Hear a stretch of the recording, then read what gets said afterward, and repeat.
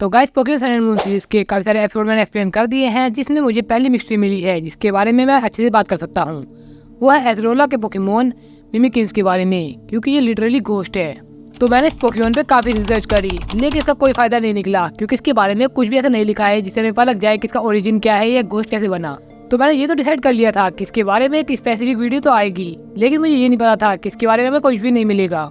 लेकिन mystery solve तो करूँगा अपने डिस्कशन और अपनी थ्योरी के हिसाब से। तो मैं चलता हूँ यूट्यूब पे मुझे आने के बाद पता लगा कि इसके बारे में कोई बात ही नहीं करता। तो चलो भाई गूगल चलते हैं। गूगल पे आने के बाद भी मुझे कुछ नहीं मिला। तो फाइनली मैंने डिसाइड किया कि इसकी थ्योरी एकदम बेस्ट बनाऊंगा, एकदम मन से बनाऊंगा, लेकिन कुछ ऑफिसर्स के साथ। यानी कि हम जानेंगे एज़रोला के बारे में कि एज़रोला का पास्ट कहाँ है। और एज़रोला का पास्ट हमें बताया गया है गेम के अंदर। ज़्यादा कैरेक्टर का पास्ट अगर आपको जानना है तो आपको गेम की ओर जाना चाहिए, ना कि एनिमे सीरीज की ओर। एनिमे सीरीज में प्रेजेंट या फ्यूचर दिखा सकते हैं, लेकिन पास्ट मोस्टली गेम में दिखाया जाता है। तो यहाँ हम देखते हैं और हमें पता लगता है कि एज़रोला एक ऑर्फन है जो रॉयल फैमिली से बिलोंग करती है।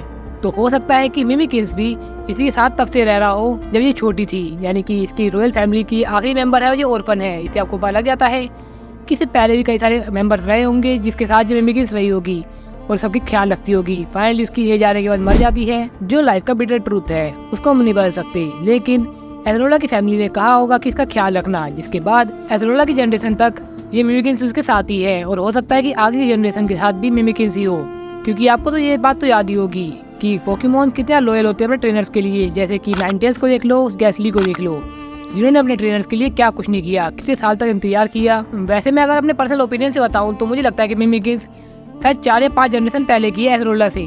तो कंक्लूजन ये निकलता है कि मिमिकिंस अपनी एज आने पे मर जाती है, लेकिन उसके बाद भी एज़रोला के साथ नहीं छोड़ती है, जैसे कि पोकेमॉन एनीमे में कई सारे पोकेमॉन से कर रखा है। तो आपके ओपिनियन से आपको क्या लगता है कि मिमिकिंस को घोस्ट बनने का कारण क्या रहा होगा?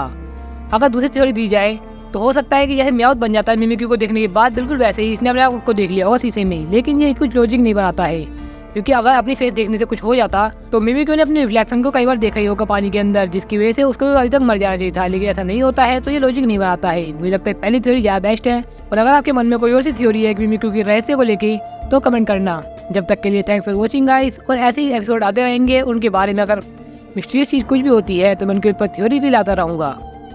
और ऐसे ही और सारी सीरीज़ कैद भी करने वाला हूँ, यानी कि कैंटो रीजन जब आएगा तो उसके बारे में अच्छे बताऊँगा। उसका एक्सप्लेनेशन काफ़ी जल्दी होगा, क्योंकि कैंटो रीजन अपने हिंदी में देख रखा है, तो उसका एक्सप्लेन तो काफ़ी जल्दी कर देंगे। यानी कि 8-9 एपिसोड को सिर्फ 5-10 मिनट में कर देंगे।